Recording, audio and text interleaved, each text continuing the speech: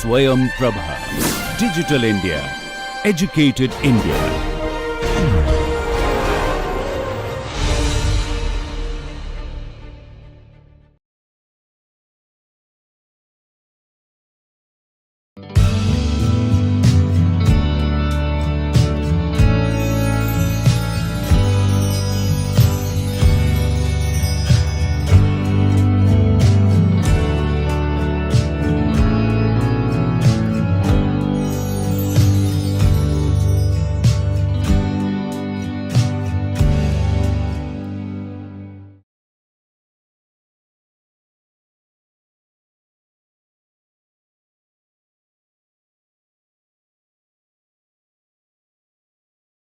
Hello and welcome.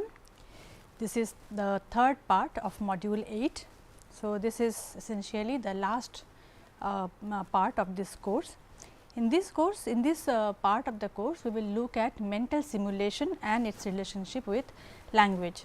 So far, we have seen language in its various facets in structure as well as in processing, and how various kinds of dynamic relationships actually play out while we process language and so on.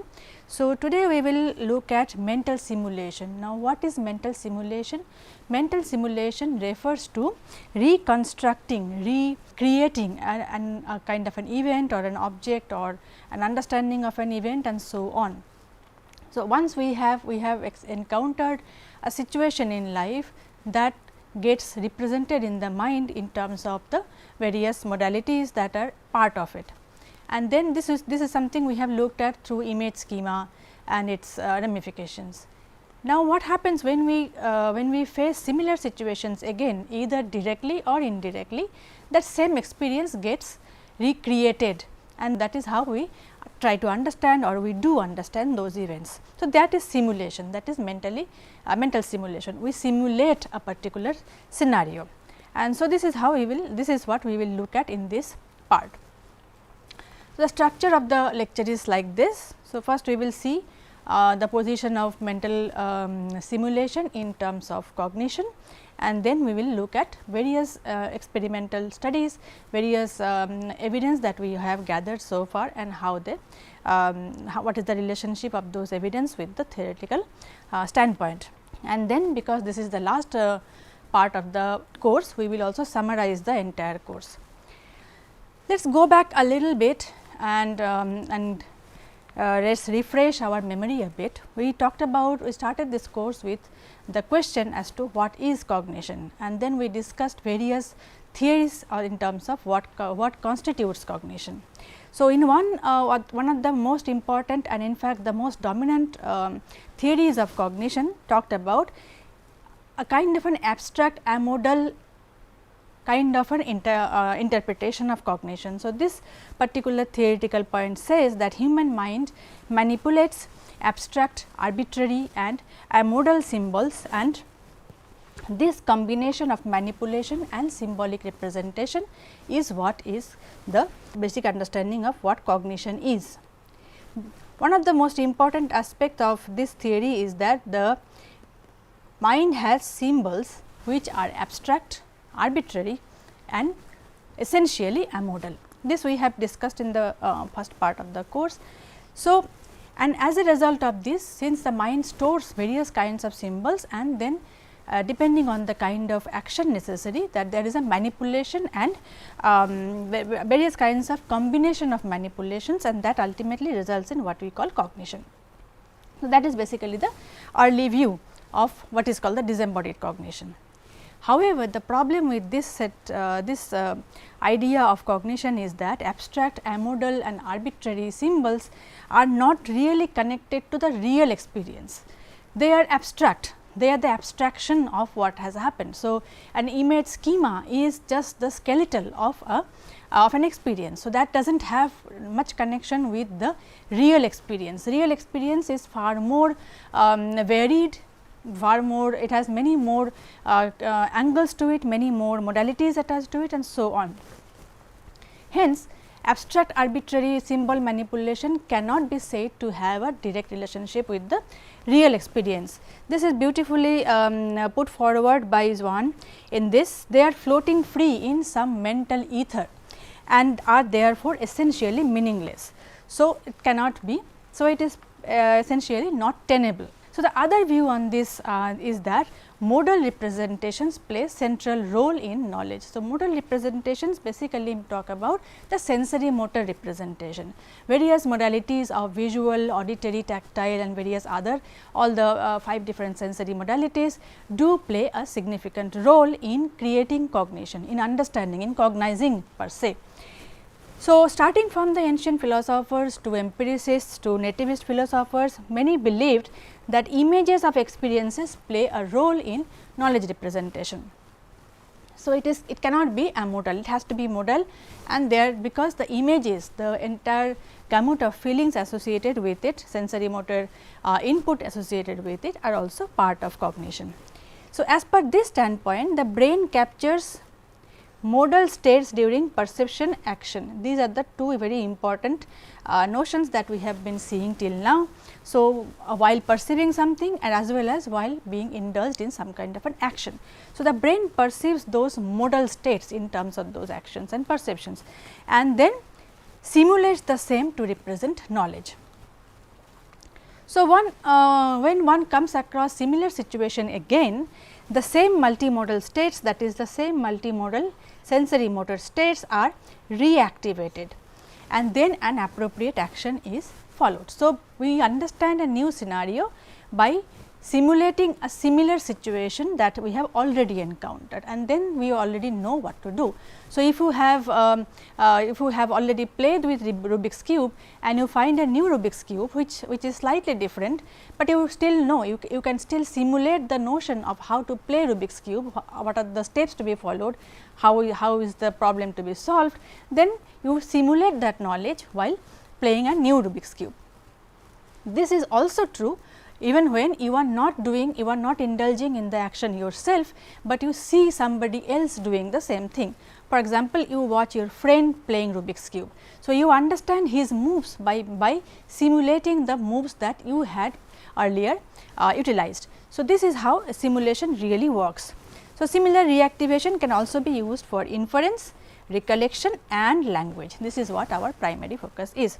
So, simulation is important not only from a perspective of understanding and inference, but also recollection and more importantly for our purpose in case of language. A related notion with the aspect of simulation is that knowledge representation is situated. So, it is not only not abstract, not only it is a multimodal kind of storage where you have all the information necessary for visual, tactile, auditory and all other things, but also the background information. So, the context and the contextual relationship with those inputs are also important. So, there are two primary aspects to this. One is that knowledge representation is modal, is multimodal actually, and then that representation is simulated at a later instance for the purpose of understanding, recollecting, inferencing or using language. Simultaneously, this representation is also contextualized. In this regard, we have already discussed Hanner's theory about the symbol grounding problem. So, let us just quickly recollect that. Hanner argued that serious theories of cognition should look at symbols that are grounded in perception and action. That is what the symbol the very well known symbol grounding problem proposed by Hanner is. So, symbols any good theory of cognition needs to take into account the grounding, as in the rootedness of those experiences. Experiences and their understandings cannot be devoid of the real experience, of the grounding in reality. That is what his theory essentially talks about. After Hanner, many other researchers have echoed the same theory and they have looked at various experimental domains to find proof for that. So, one of the most important names in this regard is Lawrence Burslow. His focus has primarily been on language. So, and he argued that language comprehension should not be viewed as a disembodied manipulations of a symbol, like language. This is the theory that was also given by Searle. So, you cannot understand just because you can manipulate certain symbols does not mean you really understand language. So, same thing Barcelow also has said that language understanding or comprehending language, even production of language is dependent upon a manipulation of symbol that is related to the perception and action. It is not like a computer manipulating symbols. So, after Hernard and Barcelow's theories, a lot of studies have taken place a couple of decades now, and there have been studies from both psychology and neuroscience as well as linguistics that have strengthened this domain. So, what does Barcelow really mean? How does it really work that comprehenders need to activate or simulate the real life scenario of a situation? He gives this example now famous: the pencil is in the cup and the pencil is in the drawer. There are two ways that you can that he has given two possible scenarios. One is the pencil is in the cup and the other is pencil in the drawer. So, when you read the first sentence, the pencil is in the cup, you look at this, you think of pencils in this way, that this is how the pencils are arranged. Pencils in the drawer, this is how you in some manipulation of this kind of. So, basically the difference between these two is that the pencil remains the same. However, in the first case the pencil is in vertical position, in the second it is in the horizontal position. As per Barcelow, this particular part of the information about the orientation of the pencil is an integral part of us comprehending the two sentences differently. We perfectly understand this sentence because we know what it is, what it refers to, similarly what it refers to, and this understanding is takes into account the relative orientation of the pencil. This is what basically Barcelow talks about. So, he argued that a pencil's orientation as well as other spatial details should be an automatic byproduct of a mental simulation. If you understand the sentence pencils are in the box or in the cup, you automatically are able to simulate the orientation of the pencils. This is what he says. So, understanding language and in terms of mental simulation, what are the main important factors? One is language comprehenders construct mental simulations of the content of the utterances. Remember, we have always focused in this course on the meaning part of it, on the conceptualization aspect of language, not so much on the structural part of it. So, here also he talks about the mental simulation of the content of the utterance, not necessarily how the sentence syntax was formed. So, language is understood through sensory motor simulations of the actions and events being described.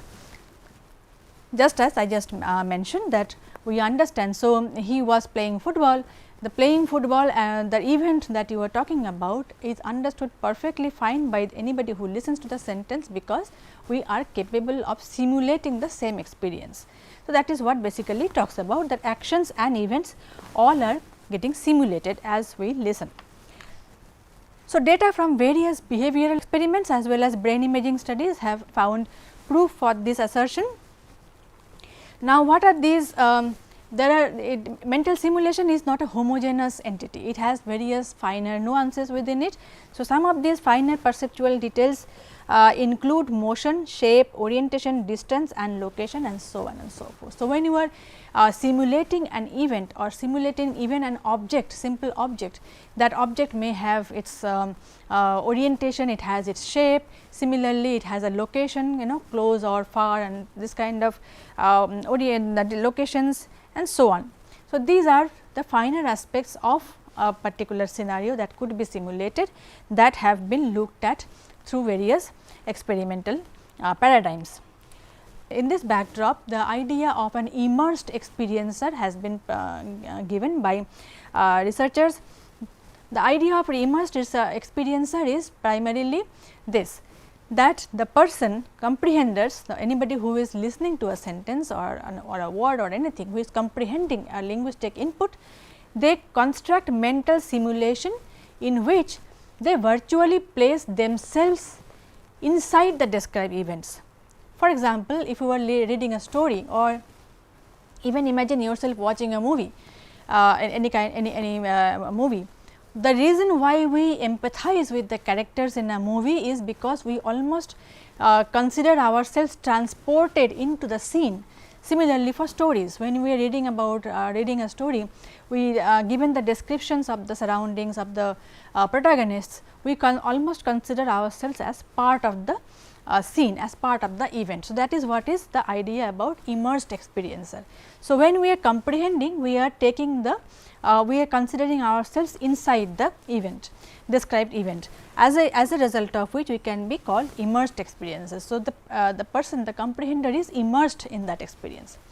This immersed experiencer view argues that understanding language about a described scene is akin to perceptually and motorically experiencing the same scene as a participant in it. So, this is basically what so the simulation and the immersion of the experiencer inside that simulation is what the whole theory is about. So, you are not only simulating the experience, but also simulating in such a way that the comprehender considers himself or herself inside that event. Of course, there are various facets to it, we will see, which this is also modulated depending on the linguistic input. So, as a result of that immersion, objects mentioned in the sentences should be, in this view, mentally simulated as having perceptual properties reflecting the viewpoint of someone immersed in the scene would take, reflecting, for instance, angle, distance and so on. So, if the protagonist in a scene is facing the sea, let us say, so then the reader of the story also is considering himself facing the sea. So, the same viewpoint is the reader takes the same viewpoint as the character. So, they will reflect the same kind of angle, same kind of distance, same kind of viewpoint, which side of the object is visible to him or her and so on. So, for example, reading a story makes us see the surroundings through the protagonist's eyes, as I have just said, and impacts how we perceive the scene. So, there are many experimental paradigms that have found proof for this. So, there are two primary predictions of this immersed experiencer theory within the mental simulation idea. One is that comprehenders simulate themselves as participants in the described scenes, and then linguistic information about the distance of objects from a perceiver should modulate the perceptually represented distance of the simulated objects. The second prediction is that mental simulations are multimodal. One is that the reader or the comprehender is taking a perspective as the same as the protagonist in the sentence or story or whatever the case may be, and secondly it is that experience is multimodal, the mental simulation is multimodal. So, it not only includes visual, but also auditory characteristics of the objects, as we will see, visual as well as auditory characteristics of the objects. So, after this introduction, now let us go ahead with some of the findings in this regard. So, findings are, of course, there is a large amount of literature, large number of data that have come out from the last couple of decades or more. So, we will divide those, it is not possible to do justice to all of the findings, but we will look at the major findings in this regard. So, we will look at visual simulation, motor simulation, auditory simulation, and even the use of personal pronouns having an impact on the perspective of the simulation. So, these are the primarily these are the areas. So, there are these are the different modalities. So, perception, these two talk about perception, this talks about action, and then even at the domain of pronouns we will see the impact. Visual simulation, a large number of data actually come from visual simulation, comparatively less data we have from the domain of auditory simulation. So, in terms of visual simulation, there are many different aspects to it. If you just think about a scene that you are looking at, you can imagine how many different facets it can have. You can think about the orientation of an object, you can think about the shape of an object, the distance, the color and so on and so forth. So, there are so many types. So, we will just try to look at some of these some of these finer aspects within the visual simulation. One of the most well known and quite famous studies in this regard about implied orientation and shape of object that is implied in the sentence structure in terms of visual imagery is this. Basically, what this do is this study's primary focus was on trying to find out if the sentence can modulate your simulation. So, the way a sentence is projected, the way a sentence is created, does it have an impact on the way we actually visualize that particular object? That was the idea. If so, then we will see some interaction between these two things. So, the study went like this. So, they had a sentence and image matching task. Sentences were like this. There were many pairs of sentences. One was like the man hammered the nail onto the floor and the man hammered the nail into the wall.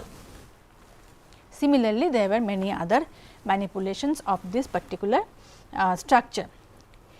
After this, an image of the manipulated object was presented, which is either compatible or incompatible. Let me explain what is happening here. First, the subjects will read a sentence like this: the man hammered the nail into the floor, and then there will be a picture of an image, and the subjects had to decide whether that image, that particular object was there in the sentence or not. So, for example, when you listen the man hammered the nail onto the floor and then you look at the picture of a nail, the answer will be yes, the nail was mentioned in the sentence. But if you see the picture of a tree, he will say no, the picture was not. So, this is the task, but the task overt task is this, but the manipulation is in this case that the manipulations are the yes trials. Yes trials are those where there is a match. There is a match as in that the sentence mentions that particular object. Now, what was the basic hypothesis in this case is that compatible conditions will have less reaction time than the incompatible ones. What does this mean? Let us think of the sequence. So, first they read the sentence and then they look at the object, and then there is a key press yes no kind of a reaction. So, they say yes or no. Now, compatible condition will be, let us say this is the sentence and the image represented here is that of a nail. So, it will be an yes trial, this will be a yes trial. Now, the interesting manipulation in this case was they will have this sentence and this will come once with the nail, once with the nail that is in the, that is oriented vertically. In another case, the nail will be oriented horizontally. The hypothesis was that if the orientation of the object aligns with the way the sentence talks about it, then they will take, the participants will take less time to say yes to that. However, if the orientation is not compatible with the sentence, then they will take longer to say yes. In both cases, the yes trial is the target trial, and because this is an experimental setup, there is also equal or more number of no trials, but the no trials are not the target trials. The target trials are yes, one is compatible condition, the other is incompatible. Compatibility basically refers to similarity between what the sentence says and what the object really represents.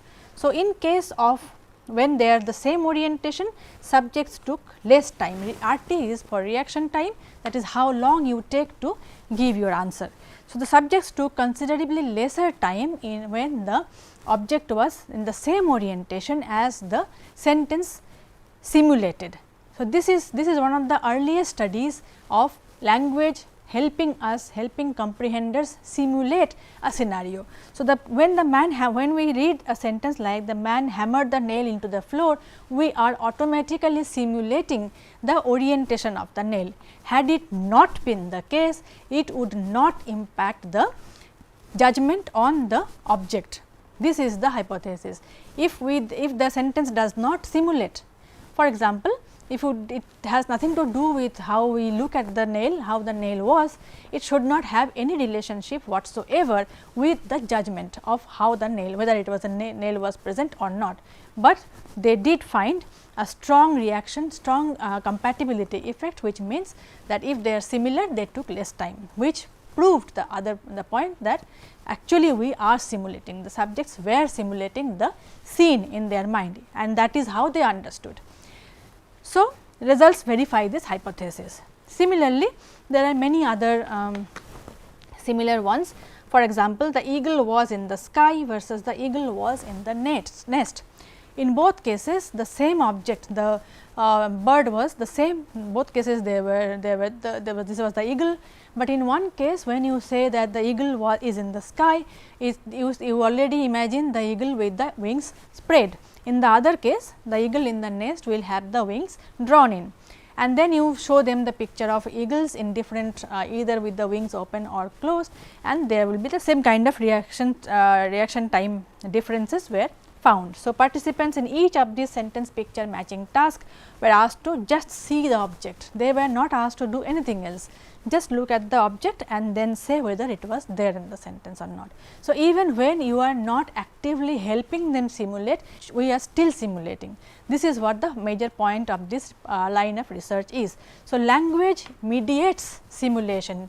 By simply changing one part of the sentence, we can simulate an entirely different scenario, and the fact that we do simulate is reflected in this kind of findings. So, in this case also the critical manipulations were yes trials, match and mismatch were in terms of shape and orientation. There are many other studies also in the same line which all found the same kind of answer. So, basically first the sentence comes and then the object matching, object which has to be matched comes. So, it is a sequential trial, it is one thing follows after another. So, the prime and then the target.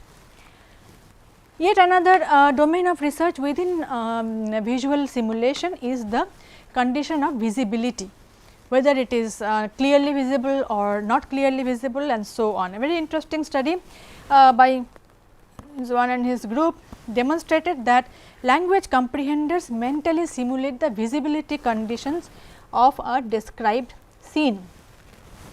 So, it is not only the orientation or the shape of the object, but also the visibility condition, which means even a finer detail about the object is simulated.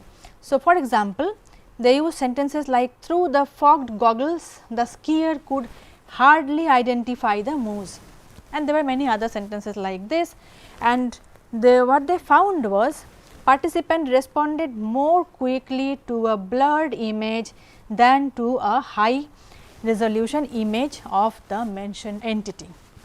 You see, it is a very significant finding in the sense that the sentence says that the skier could not see, because his goggles were fogged, he could not see the moose clearly.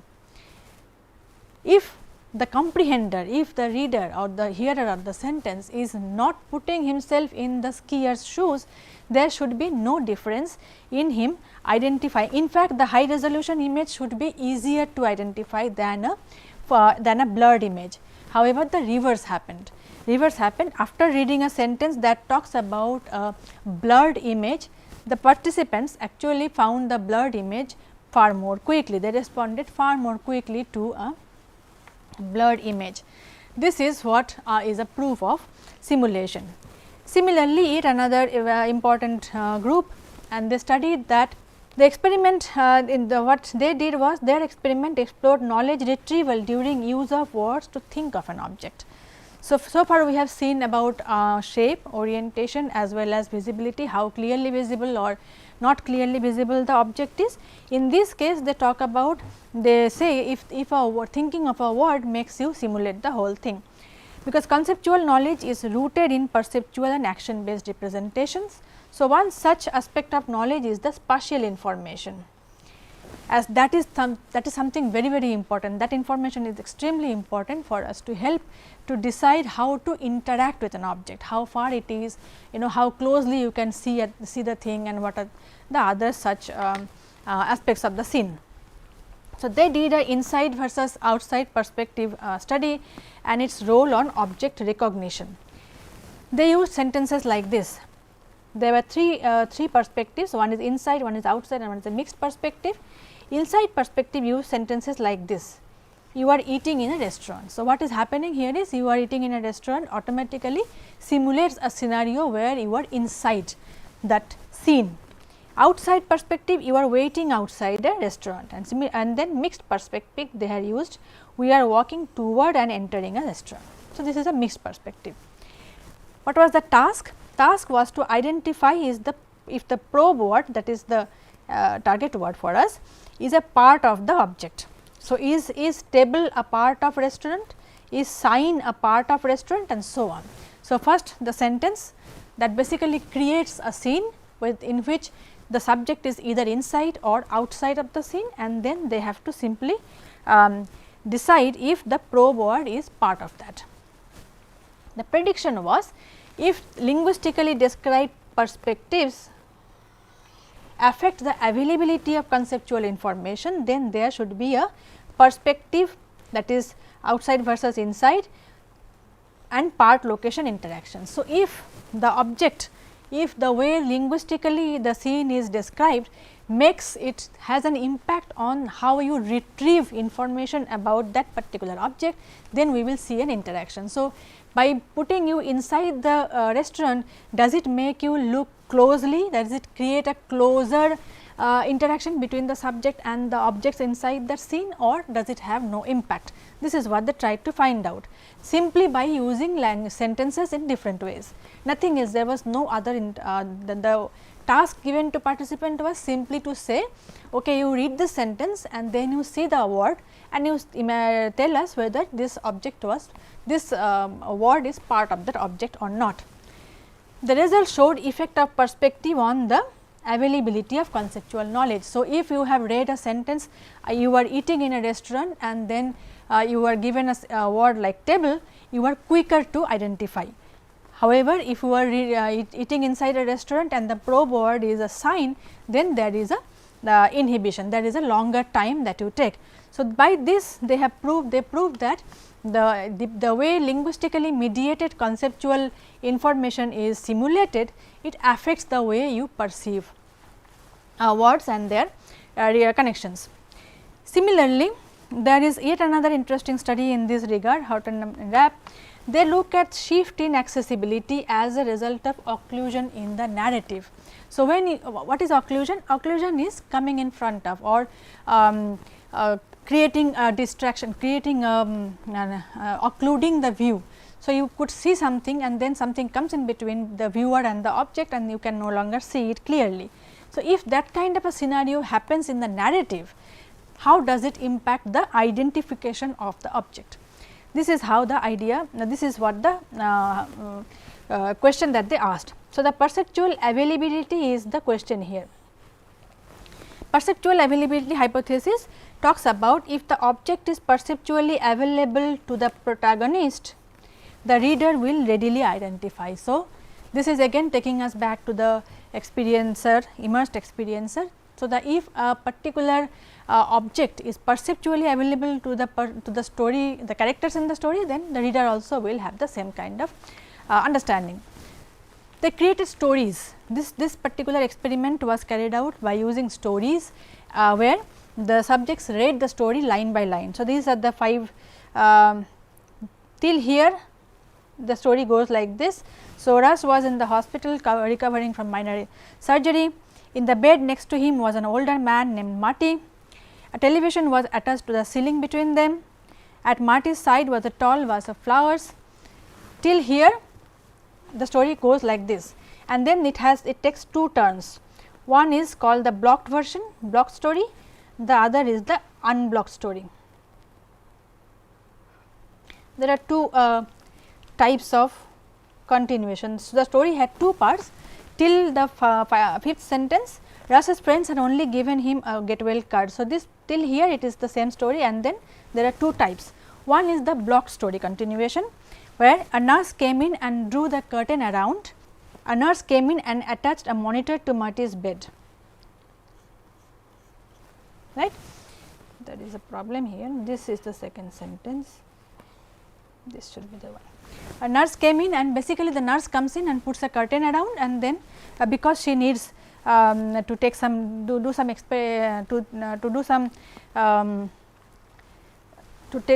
she wanted privacy while she did an examination. In the other scenario, the unblocked scenario is the nurse comes in and attaches a monitor to his bed, and then she needs to take blood pressure. So, this basically there is a scene, somebody is in the bed, hospital bed, and somebody else has come there, and now because there are two possible scenarios. In one scenario, the nurse comes in and blocks the view of the protagonist. In another case, the nurse does not block the view. Now, the target question was, did Marty have a vase of flowers? Was there a vase of flowers? Now, if the reader of the story is viewing the scene as Marty is, then in the first case, if the scene is blocked, they will not be able to, the viewer will also think of a blocked scenario. So, readers were as a result of this, the readers were slowest to respond in the blocked story, because Marty cannot see. If the scenario was blocked because the nurse came in and pulled the curtain, the readers were also slow to respond whether the vase was there, because their situation models reflected decreased perceptual availability, because the protagonist in the story had a decreased perceptual availability. Similarly, the readers also behave the same way. Similarly, visual distance is yet another aspect that has been worked on by Bodo Winter and Benjamin Bergen. In this case, the task was to decide whether the object was or not mentioned in the sentence. Again, it is a yes trial, but the manipulation was in the sentence itself. So, reading a sentence would lead the reader to automatically perform a mental simulation of the event.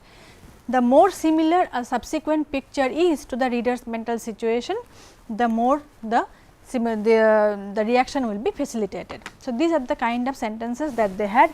A frisbee in your hand versus a frisbee in the sky. In the first case, frisbee is closer. So, the distance is being manipulated here. So, in this case it is closer, in this case it is far.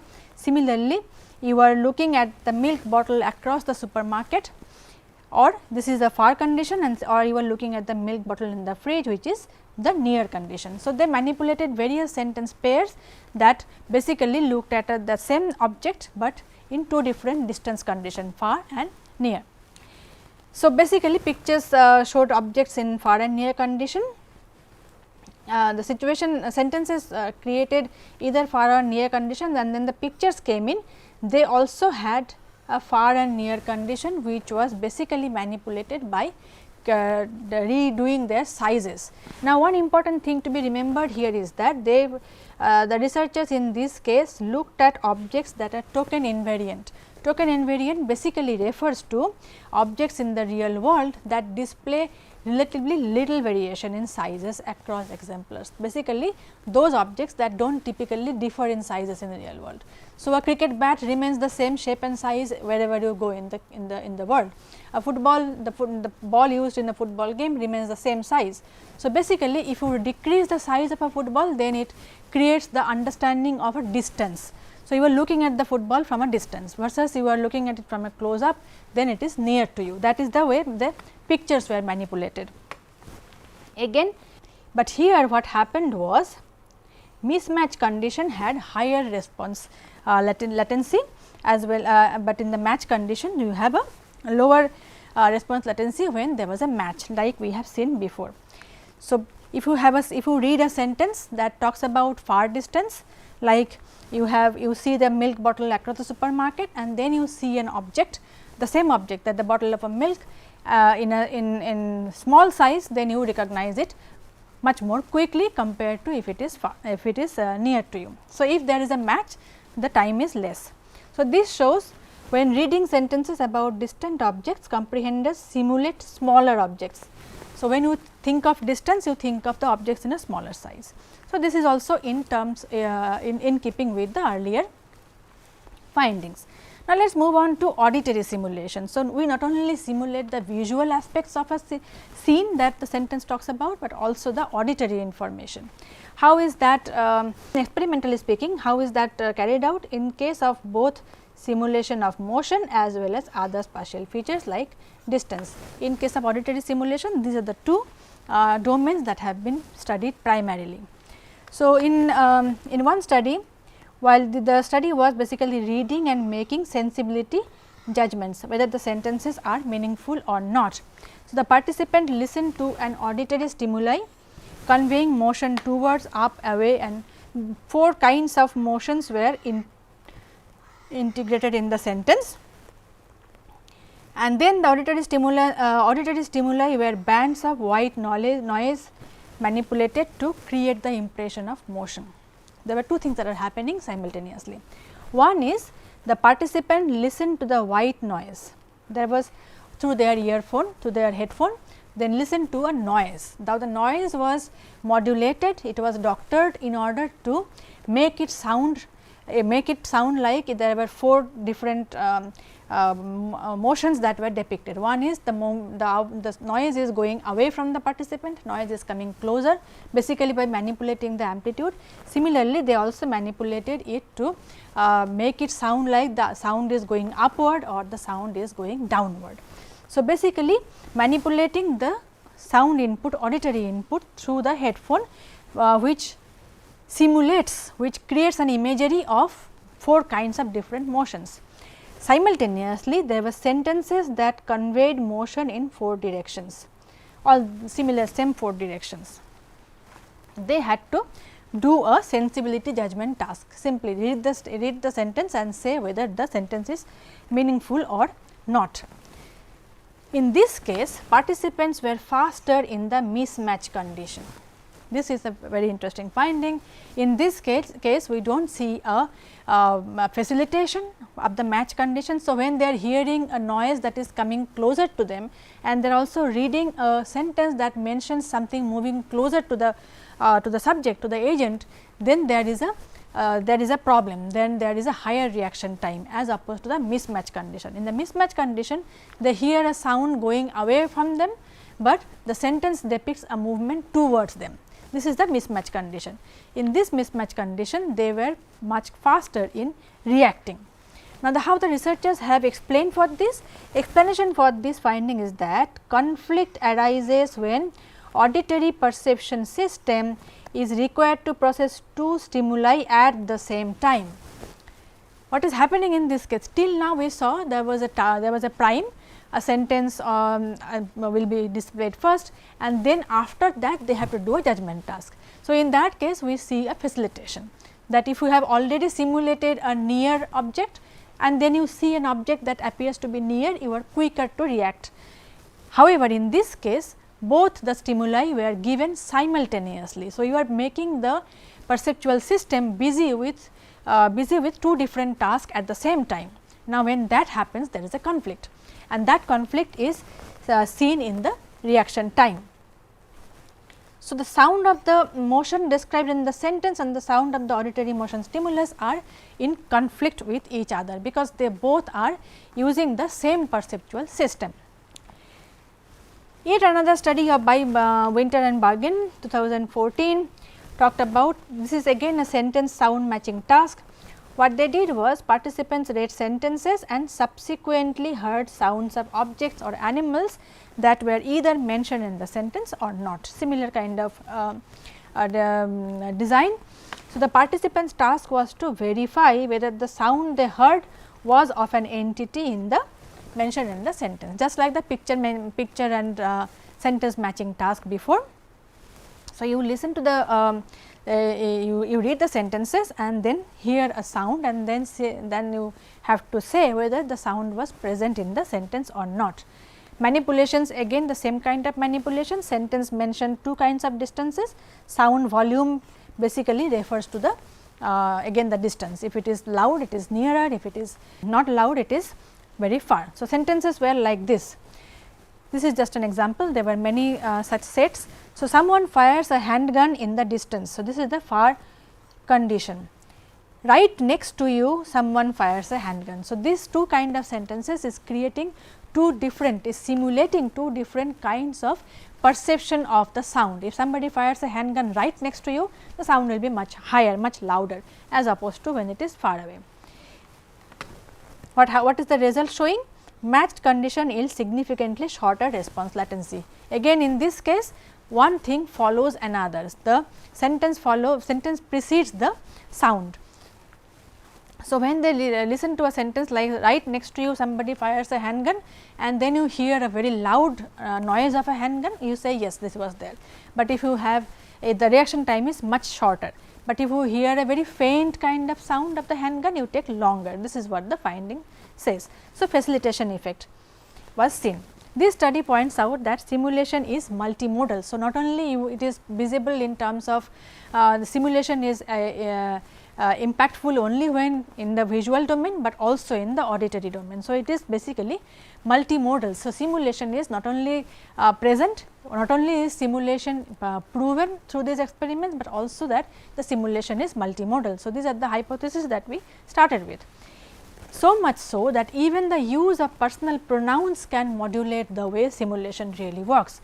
So, several studies have found that personal pronouns such as you or she can modulate the perspective of a mental simulation. In one such study, readers mentally embody an actor's perspective. Alternatively, readers might also mentally simulate the events from an onlooker perspective. So, what perspective you take? See, till now we were looking at the perspective taken by the protagonist being the same as the perspective taken by the reader. This particular study actually manipulated that by manipulating the pronoun system as used in the story. So, in this case they used two experiments examining the role of pronouns by manipulating that. In one case you is or I is used, in another case he is used. So, when third person pronoun is used, the perspective taken is that of an onlooker, but when you use a first person or a second person pronoun, then the perspective taken is that of the protagonist. So, even a simple change of pronouns shows that language mediated simulation actually is activated when you comprehend language. So, language actually the structure of language, the sentences in this case, they mediate the simulation, mental simulation of the event, not only in terms of visual, auditory, but also in terms of the perspective taken by simply manipulating the pronominal system. And then comes the motor simulation. So, visual simulation, auditory and so on. Now, we come to the motor simulation. In fact, in simulation literature, a large number of data actually comes from motor simulation and very interesting findings too. So, in a series of sensible, in this particular study, series of sensible and nonsense sentences were used and the participants were asked to determine as quickly as possible whether each sentence made sense. This was the task. So, they read sentences and then the task was to read the sentence and just say whether it is meaningful or not, it is sensible or not. Obviously, if that is the task, there are two kinds of sentences used, meaningful and meaningless.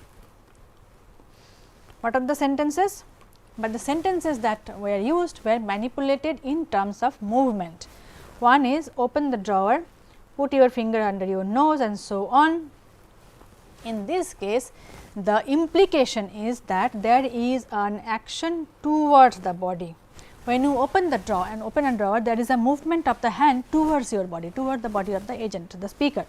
Put your finger under your nose and many such other possibilities that imply, that simulate a scenario where the movement is closer to the body. In other sentences, which they call away sentences, close the drawer.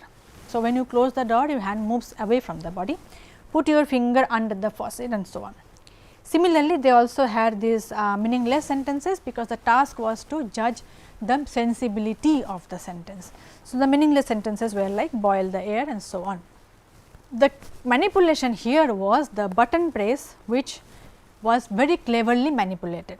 So, first they had the sentences and then they had a button box. Button box had various different buttons, but the manipulation was that in certain cases The critical is, in this case also the critical is the yes trials. So, the meaningful sentences are the critical trials, not the meaningless sentences. This is just a filler.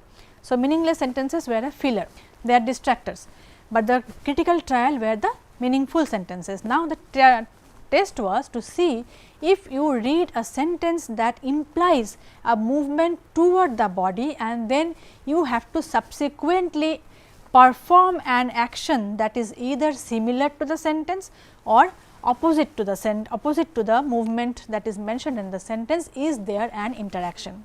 So, if a sentence says that you close the drawer, which means the sentence is implying a movement away from the body, and then you have to perform a task for which you have to move your hand away from the body also, then there is a compatibility. These are similar kind of actions. So, you are already simulating an away movement, and then you are carrying out an away movement. So, then there should be a compatibility. So, this is how cleverly the response button was created.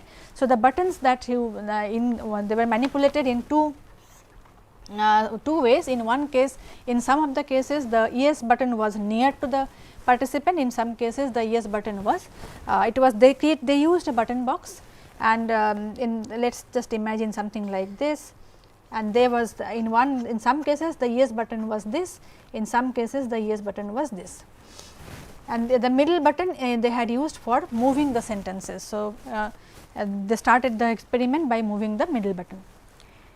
The results showed the action sentence compatibility effect, meaning if they read a sentence that talked about a movement away from the body, and they had to press the far yes is far button, then there was compatibility, meaning they took lesser time.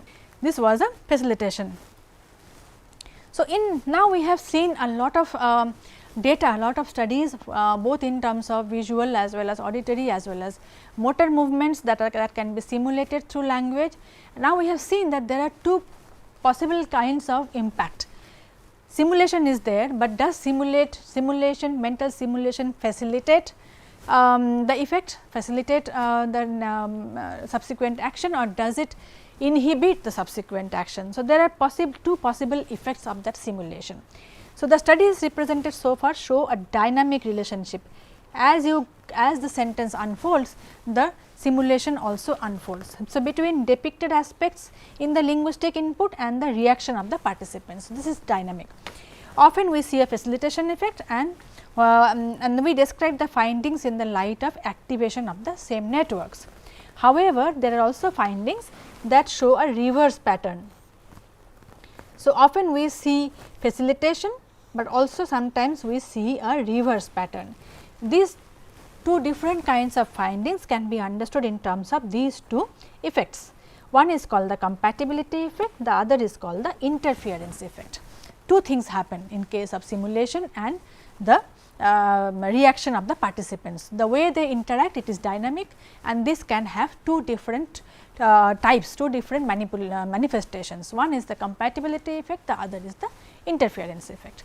So, compatibility effect is that when we have already seen a sentence depicts a scenario and then something similar has to be processed, we see a compatibility effect. So, in order to perform a motor action, one must activate neural motor structures responsible for that type of action. If understanding a sentence leads to increased or decreased activation of the same neural structures, then this should result in quicker compatibility actions. Performing an action as well as perceiving images depicting actions should be facilitated by either facilitated or inhibited by language. So, action sentence compatibility effect, as we have just seen, the opening the drawer versus the closing the drawer. There are many other such studies as well. So, action sentence compatibility effect, or it is also called ACE. This effect shows the extent to which motor representations are activated for language understanding. The main idea behind this is that if language understanders perform motor imagery using neural structure dedicated to motor control, then understanding sentences would actually facilitate, that we have already seen. So, this is the explanation for that. Why do we see the compatibility effect? Because reading a sentence, understanding a sentence has already activated the motor perceptual domains in the neural networks in the brain, that is already active. So, subsequently if you have to perform an action, it shows compatibility effect. So, similar studies were there in another study. So, there is sentences are like this: Andy handed you the pizza, you handed Andy the pizza. So, in two cases the movement of the hand with respect to the body is opposite. Similarly, they just like the drawer example, we have also they had equal number of meaningless sentence, similar kind of study, because it was a sensibility judgment, and we see compatibility effect just like the previous study. So, what is basically happening is that understanding language depicting an imagery or action activates the neural structure. The opposite also happens. When does it happen? This is how opposite of intercompatibility effect works out. This is also, however, this is closely related to the compatibility effect. This is not something different, it is not a separate function at all. This is the same part of the same process, but the crucial difference is that this is the crucial difference. The same neural structures are required to do various tasks at the same time. When we have that prime sentence first and then the target object follows, there is a facilitation. However, if you are making the same neural structure busy at the same time for doing two different things, then you see interference. Either way, it proves the fact that you are simulating, perceivers or comprehenders simulate the scenario, and as a result of which the neural network is active at that time processing exactly that. So, like understanding language and performing the perceptual or motor task require the same neural structures to perform different tasks at the same time. So, when do we see interference effect? When you give the same task to somebody who is already doing something else. So, this is simple. If you are eating and talking, often people choke, same kind of things we see.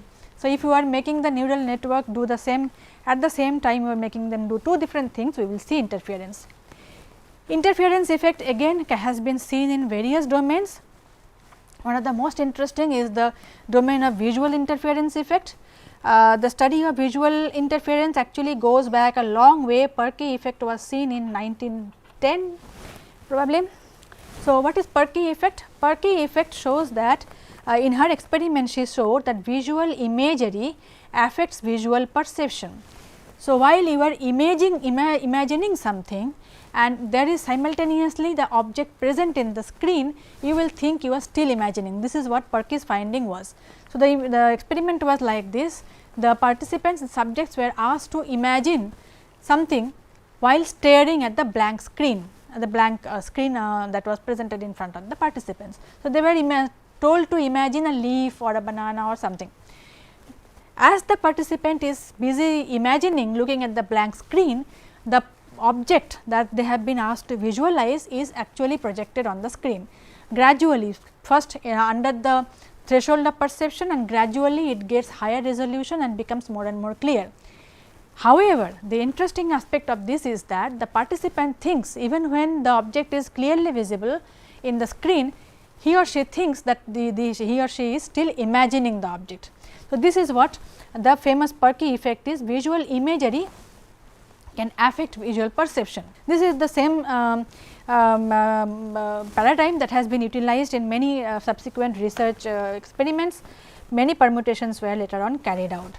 So, these findings show that perceptual system, in particular the visual system, consciously engaged in the process of natural language processing. In this regard, there is a rather famous study by Richardson et al. In 2001.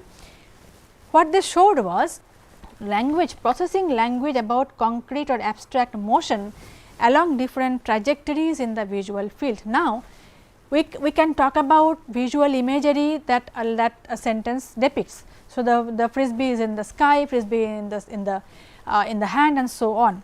But you can also depict notion both in terms of a concrete sentence as well as in terms of an abstract sentence. You can actually depict kind of a motion. For example, sentences like the poacher hunts the deer or the sheep sinks in the ocean. Sentences like these simulate a scenario that has an orientation, that has a movement across either on the horizontal plane or on the vertical plane.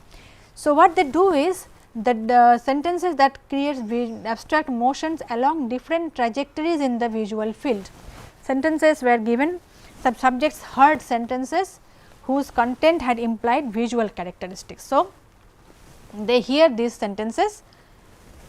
While you hear this sentence, the simulation will help you imagine. So, there is a visual imagery already accompanying the understanding of the sentence, and immediately they had to do a task. The task was like this. So, first they hear the sentence, and immediately after that they had to do a judgment task, that whether the object on the screen is a square or a circle. This was the simple task.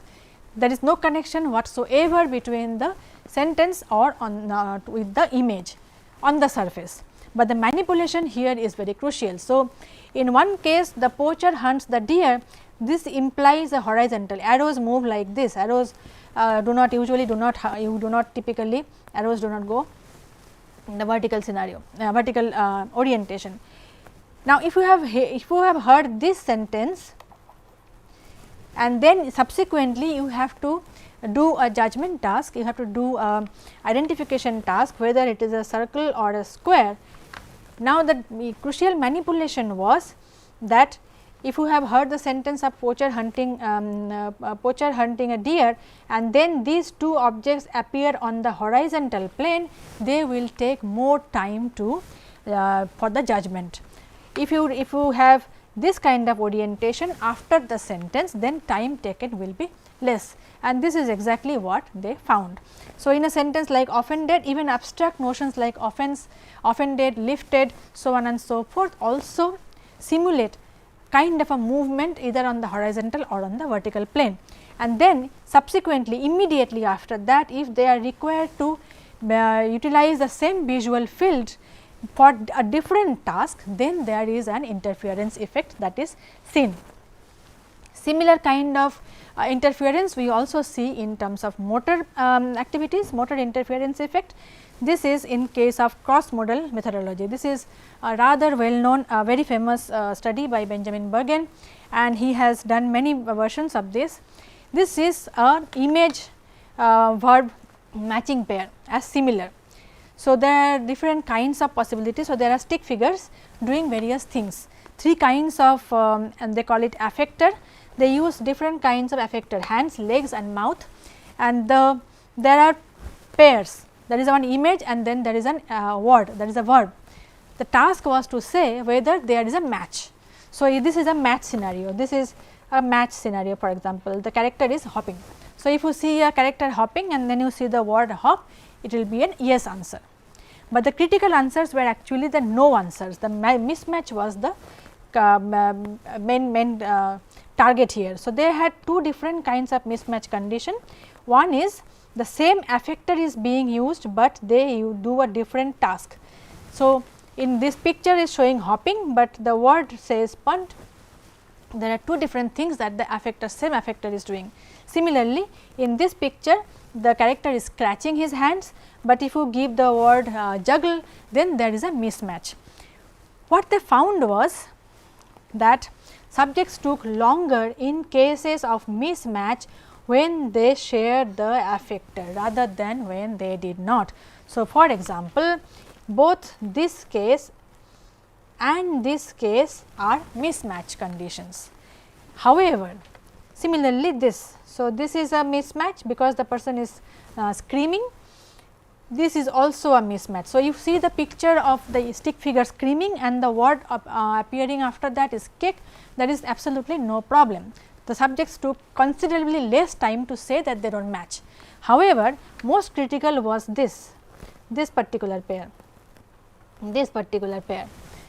because in this case the affector, in this case the mouth, in this case the hand, in this case the legs, the affector remains the same. So, in the image it is doing one thing, in the word it is doing another thing. So, there is a conflict, there is a tussle, and as a result of which we see an interference effect in terms of longer reaction time.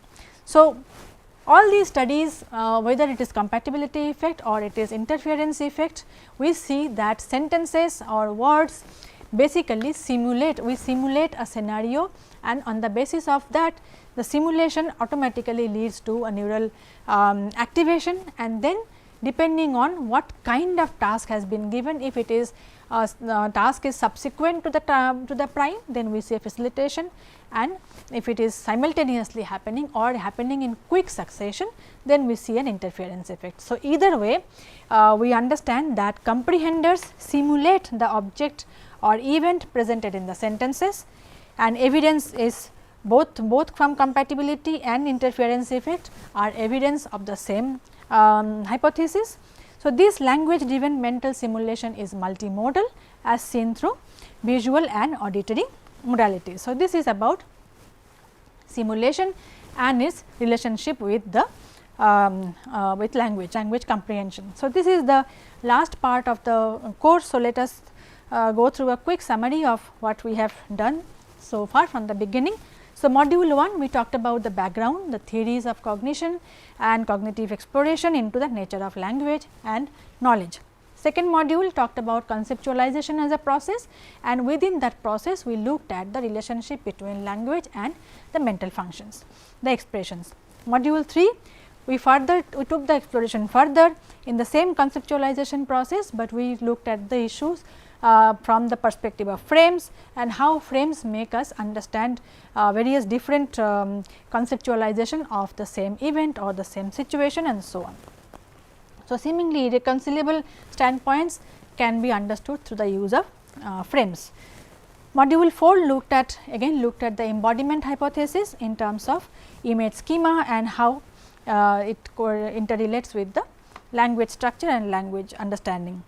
Module 5 we looked at language acquisition, language learning, and how this process also, like the previous parts, this aspect of language also has relationship with various non-linguistic factors. So, primarily the social cognition and other such modalities. Module 6 talked exclusively about the brain, relationship of language with the brain and language functions. Module 7 looked at language and attention in terms of how the two processes drive. So, this is a two-way traffic, how attentional mechanisms and language has a dynamic relationship during processing. And last, the module 8 has executive functions.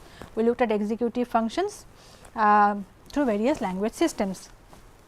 We also talked about various critical debates, and today we talked about simulation in terms of language comprehension, how simulation is an integral part of. So, basically when we talked about language having relationship with brain, with social cognition, with attention and executive control, all these things ultimately basically lead to what we call simulation. So, simulation basically means recreating the entire experience, and you see this recreating of experience has such an important role to understand language, and thereby we can conclude safely that language is a process that can be fully understood if and only if we take into account the background cognition. So, all these processes refer to the what is famously called the background cognition of language. So, we need to understand language with respect to or at the same time looking at the background cognition. Thank you very much for your attention. This is where we close the course.